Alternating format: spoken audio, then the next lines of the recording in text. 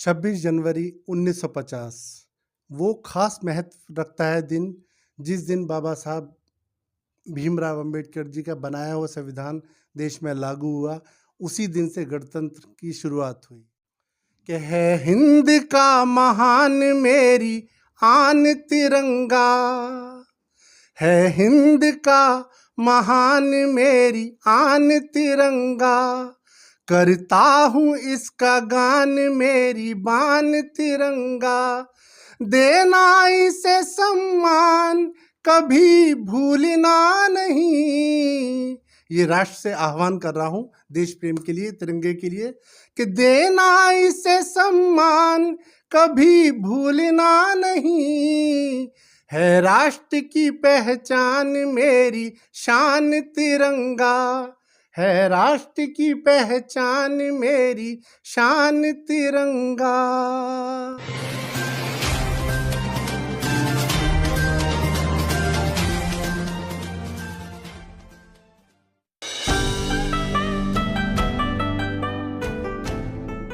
मेरे वतन से अच्छा कोई वतन नहीं है, मुझे नाज है वतन पर झूठी लगन नहीं है। नमस्कार, आप देख रहे हैं एनबी न्यूज़ 24/7 नीलम बोध के साथ। और साथियों, आज मेरे साथ में एक ऐसी हस्ती है जो कि किसी भी परिचय का मोहताज नहीं है। अगर मैं अलग अलग फील्डों में बात करूं तो अलग अलग फील्डों में जिस तरह से उन्होंने अपनी योग्यता का परचम लहराया है, वास्तव में वो काबिले तारीफ है। जी हाँ, मैं बात कर रही हूँ दिनेश आनंद जी की, जो कि एक जाने माने चित्रकार, गायककार और मैं कहूँगी कि कवि हैं, जो कि अपनी कविताओं के माध्यम से दिलों में आग लगा देते हैं। और दिलों में आग ही नहीं लगा देते, बल्कि मैं ये कहूँगी कि चाहे प्रेम रस हो, वीर रस हो, देशभक्ति रस हो, अन्य तरह तरह के रसों से वो अपनी कविताओं को रचने का काम करते हैं और देश के लोगों के दिलों पर वो राज करते हैं। तो आज गणतंत्र दिवस का मौका है, तो उन्हीं से जानना चाहूँगी कि खासकर आज जिस तरह से पूरा देश गणतंत्र दिवस को सेलिब्रेट कर रहा है और कहीं ना कहीं आज़ादी के साथ साथ में आज गणतंत्र दिवस के मायने को चरितार्थ कर रहा है, तो उस पर कुछ जो अपनी पंक्तियां रचना है तो वो आप हमें और हमारे दर्शकों को आज सुनाने की कृपया करें। दिनेश जी, आपका स्वागत है एनबी न्यूज़ में। धन्यवाद। एनबी न्यूज़ के सभी दर्शकों को हार्दिक अभिनंदन करता हूं और जय हिंद, जय भारत, जय संविधान। जैसा कि आपने कहा कि आज गणतंत्र दिवस है, सभी लोग जानते हैं। प्रेम श्रृंगार का मूलतः कवि हूँ, पर लेकिन मैं वीर शहीदों को नमन करते हुए 4 पंक्तियां सौंपता हूँ, सुनिएगा। कि कुछ वीर वतन की प्यास हो गए, कुछ गोरों के ही खास हो गए, कुछ वीर वतन की प्यास हो गए, कुछ गोरों के ही खास हो गए, और जब मांगा खून सुभाष ने, फिर वीर वही इतिहास हो गए, फिर वीर वही इतिहास हो गए। ऐसे वीर शहीदों को नमन करता हूँ और सभी देशवासियों को गणतंत्र के पावन पर्व की हार्दिक शुभकामनाएं देता हूँ, बधाई देता हूँ, वंदन करता हूँ ऐसे शहीदों को। आनंद जी, अक्सर देखते कि जो भी कवि हैं, खासकर वीर रस की बात करूं और जिस तरह से जो देशभक्ति का आलम हमें देखने को मिलता है, तो इस तरह के गीत, इस तरह की कविताएं लिखने की प्रेरणा कहाँ से मिली? आपके अंदर देश प्रेम होगा तो स्वाभाविक है आपके अंदर विचार भी आएगा, और विचार आएगा तो अभिव्यक्ति की स्वतंत्रता आपको ये कहती है कि आप अपने विचारों को कलमबद्ध करें, शब्द करें, गायन के द्वारा उसको उभारें या अपनी लेखनी के द्वारा उसको जग जाहिर करें। तो ऐसे ही है। तो जब तक देश प्रेम है तो देश प्रेम की रचना आपके बीच में आती रहेंगी, आपके मन में आती रहेंगी।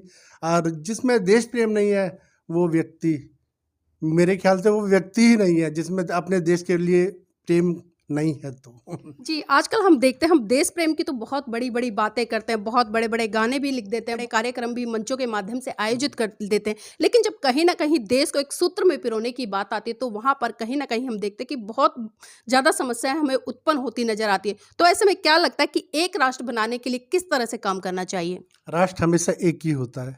राष्ट्र को उसको कैसे डिफाइन करेंगे? राष्ट्र अपने आप में संगठित चीज़ है उसको मतलब ऐसे नहीं कह सकते राष्ट्र बिखराव में है, बिखराव में नहीं है। राष्ट्र यदि हम संबोधित कर रहे हैं तो वो एक सिंगल सिंगल राष्ट्र की बात कर रहे हैं हम, एक राष्ट्र है। और इस देश में अनेक जातियां, अनेक धर्म और अनेक बोलियां हैं, तो सभी स्वाभाविक है कि थोड़ा बहुत मनमुटाव हो सकता है। और कुछ राजनीतिक दल अपनी सत्ता पाने की लालसा में हो सकता है इधर उधर की बातें करके कुछ लोगों में मनमुटाव पैदा करें, पर ऐसा नहीं है कि उससे देश की भावना के साथ आघात होगा, ऐसा नहीं है। जनता सब जानती है। जी, आजकल जिस तरह से अगर हम वर्तमान के जो साहित्यकार हैं उनको उठाकर देखें या हम पिछले कुछ सालों में जाए तो कहीं न कहीं हम देखते हैं कि कुछ साहित्यकारों ने बहुत अच्छी-अच्छी रचनाएँ दी हैं देश को।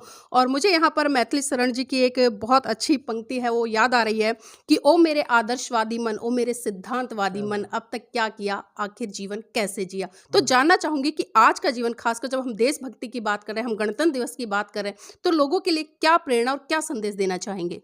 देखिए, मानवतावादी दृष्टिकोण है और जब तक ये व्यक्ति के अंदर रहेगा तो देश प्रेम जागृत होता रहेगा।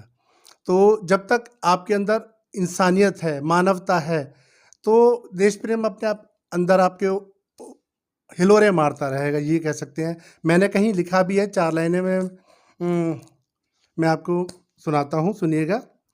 कि है हिंद का महान मेरी आन तिरंगा, है हिंद का महान मेरी आन तिरंगा, करता हूँ इसका गान मेरी बान तिरंगा, देना इसे सम्मान कभी भूलना नहीं। ये राष्ट्र से आह्वान कर रहा हूँ देश प्रेम के लिए, तिरंगे के लिए, कि देना इसे सम्मान कभी भूलना नहीं, है राष्ट्र की पहचान मेरी शान तिरंगा, है राष्ट्र की पहचान मेरी शान तिरंगा। बहुत-बहुत धन्यवाद आनंद जी, आपने जिस तरह से बहुत ही अच्छी पंक्तियाँ तिरंगे को लेकर सुनाई और जिस तरह से आपकी पंक्तियाँ सुनकर मेरा दिल भी हिलोरे मारने लगा। और मैं चाहूँगी कि अभी आप कुछ पंक्तियों की ओर बात कर रहे थे, वो भी हमारे दर्शकों को सुनाएँ। कि नवगीत है तिरंगा, है संगीत तिरंगा, नवगीत है तिरंगा, है संगीत तिरंगा, जी भर के करूं प्यार मेरी प्रीत तिरंगा, दुल्हन बना के पलकों पे सजाऊंगा इसे, दुल्हन बना के पलकों पे सजाऊंगा इसे, दिल में बसा हो जैसे मनमीत तिरंगा, दिल में बसा हो जैसे मनमीत तिरंगा। शुक्रिया। जी, तो आपने देखा भी और सुना भी जिस तरह से कहीं न कहीं हम कवियों को एक बहुत अच्छी चीज़ के लिए जानते हैं कि कवि जब उपमा करने पर आते हैं, तो तिरंगे की उपमा न जाने किन-किन चीज़ों से कर कर लोगों के दिलों में एक देशभक्ति का राग जगा देते हैं।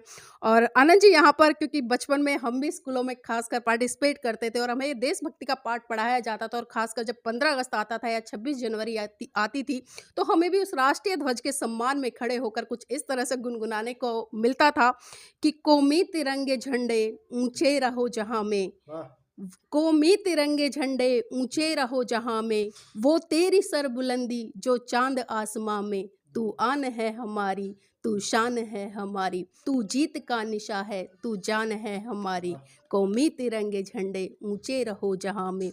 तो वास्तव में आज इस देश के लिए जो एक लगन, एक प्रतिष्ठा, एक ईमानदारी लोगों में होनी चाहिए। तो जाते-जाते मैं अपने दर्शकों से और खासकर आपके द्वारा ये पूछना चाहूँगी कि आज जिस तरह से डॉक्टर बी.आर. अम्बेडकर जी ने इस देश का संविधान लिखा और इस संविधान को सौंपते हुए आज जिस तरह से हम सुंदर गणतंत्र भारत की कल्पना कर रहे हैं, जिस भारत में हम रह रहे हैं, तो उस भारत देश के लोगों के लिए क्या संदेश देना चाहेंगे और आज इस गणतंत्र भारत में खासकर अम्बेडकर का क्या योगदान है? 26 जनवरी 1950 वो खास महत्व रखता है दिन, जिस दिन बाबा साहब भीमराव अंबेडकर जी का बनाया हुआ संविधान देश में लागू हुआ। उसी दिन से गणतंत्र की शुरुआत हुई। गणतंत्र का सही अर्थ यही है कि जनता के द्वारा चुने हुए प्रतिनिधियों के द्वारा देश में एक सरकार के द्वारा सुचारू रूप से शासन चलाया जा रहा है और गणतंत्र में हम सभी की भागीदारी है। देश की हर व्यक्ति की भागीदारी है। क्या हिंदू, क्या मुस्लिम, क्या क्रिश्चियन और क्या सिख, सभी की भागीदारी है देश में। और इससे अच्छा खुशी की बात नहीं हो सकती कि देश में इतने धर्मों के बावजूद भी हम आपस में खुशहाली के साथ रह रहे हैं और देश को उन्नति की ओर लेके जा रहे हैं। और कुछ हो सकते हैं असामाजिक तत्व जो कहीं ना कहीं कुछ मनमुटाव पैदा करते हैं, पर हमें उनसे हार नहीं माननी, उनसे लोहा लेना है और देश को नई बुलंदियों की तरफ लेके जाना है। और आपने नीलम जी, आपने बात करी doctor B are Ambedkar ji की, तो ऐसे महापुरुष को नमन करता हूं जिन्होंने गणतंत्र के लिए एक ऐसा संविधान रच दिया जो विश्व में अनमोल है, लोकतंत्र की गरिमा को बनाए रखे हुए है। और उसी की बदौलत आज हम देश का हर नागरिक सम्मान के साथ रह सकता है देश में।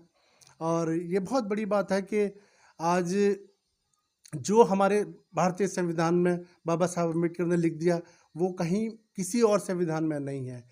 उसकी मूल रचना ये है कि व्यक्ति का व्यक्ति से भाईचारा बना रहे, एक दूसरे के प्रति प्रेम बना रहे, निष्पक्ष भाव से एक दूसरे की देश की सेवा करते रहें। और इससे बड़ा और क्या होगा। ये बाबा साहब की बहुत बड़ी देन है।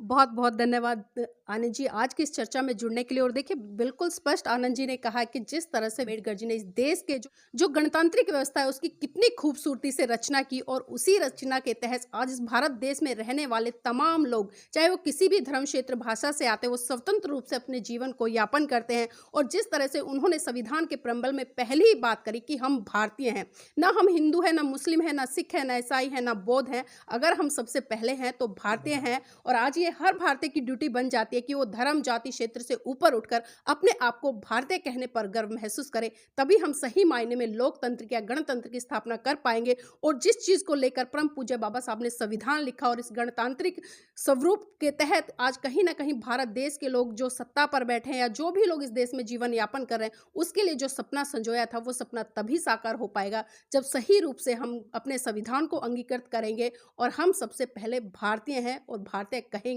तभी हम परम पूज्य बाबा साहब के सपनों को भी साकार कर पाएंगे।